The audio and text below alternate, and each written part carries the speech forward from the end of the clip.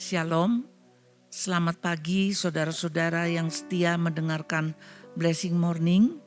Pada pagi hari ini kita berjumpa kembali.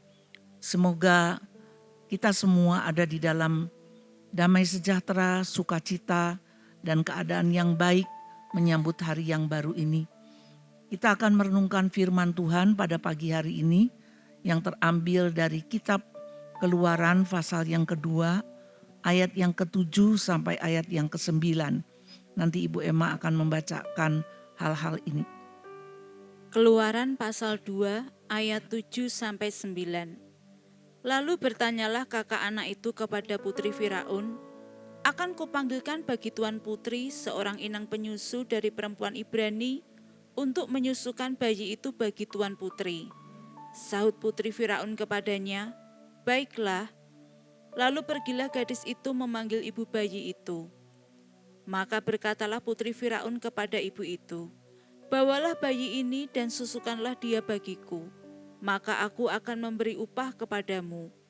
Kemudian perempuan itu mengambil bayi itu dan menyusuinya. Amin. Mari kita berdoa. Bapa di surga, kami mengucap syukur apabila kami boleh memulai hari ini dengan mendasarinya dalam firman-Mu.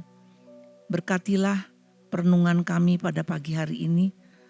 Jikalau kami sedang memiliki pergumulan, biarlah firman-Mu ini akan menuntun kami. Di dalam nama Tuhan Yesus Kristus, haleluya, amin.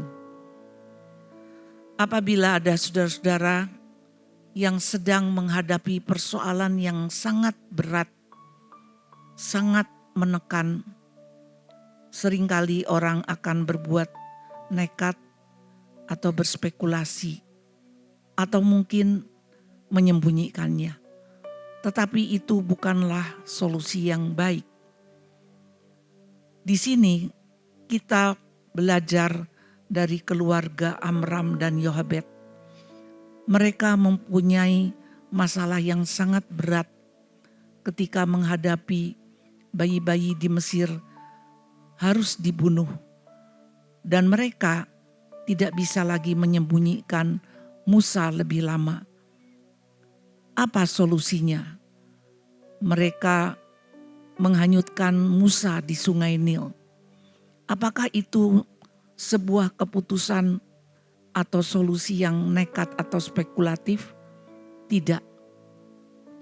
Mereka merencanakan ini bersama Tuhan. Bagaimana kita mengetahui hal ini? Yang pertama, mereka adalah pasangan dari suku Lewi, yaitu suku imam-imam yang takut dan taat akan Tuhan. Dan mereka menyerahkan persoalan ini kepada Tuhan.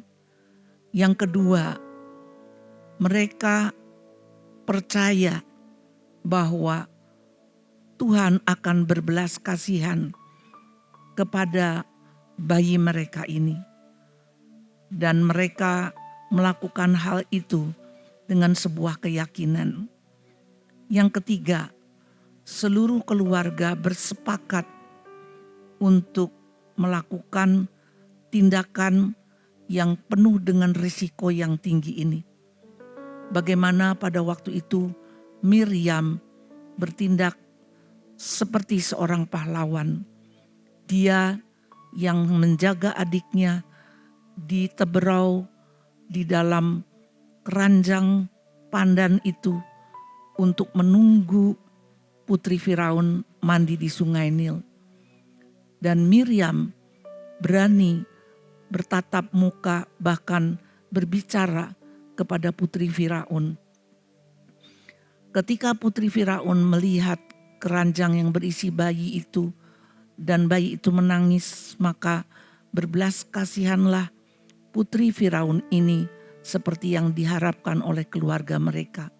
Dan pada saat itulah Miriam menawarkan, "Dapatkah aku mencarikan inang penyusu untuk bayi ini?" Maka putri Firaun pun menyetujuinya dan anak itu diserahkan kembali kepada ibunya untuk menjadi inang penyusu.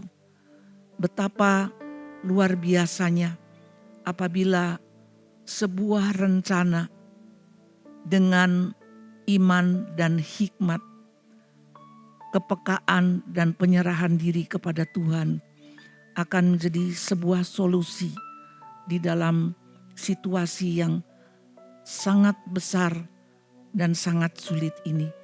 Oleh karena itu, saudara-saudara yang dikasihi Tuhan, biarlah ketika kita menghadapi pergumulan yang berat, kita tidak melakukan hal yang nekat.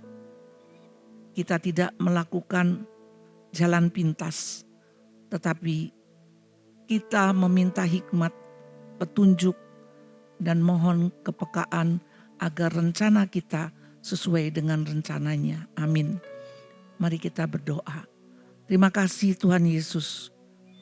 Di dalam Engkau selalu ada hal yang indah, lebih daripada yang kami pikirkan. Biarlah kami tidak berputus asa ketika kami dalam keadaan yang terjepit. Biarlah kami boleh melihat apa yang dilakukan oleh keluarga beriman ini, supaya kami juga boleh melakukannya dan Tuhan menolong kami. Terimalah berkat Tuhan. Tuhan memberkati engkau dan melindungi engkau. Tuhan menghadapkan wajahnya kepadamu dan memberikan engkau kasih karunia. Tuhan menyinari engkau dengan wajahnya dan memberikan engkau damai sejahtera. Kiranya berkat dan rahmat anugerah dari Allah Bapa dan kasih dari Tuhan Yesus Kristus serta penyertaan Roh Kudus bersama-sama kita senantiasa. Amin.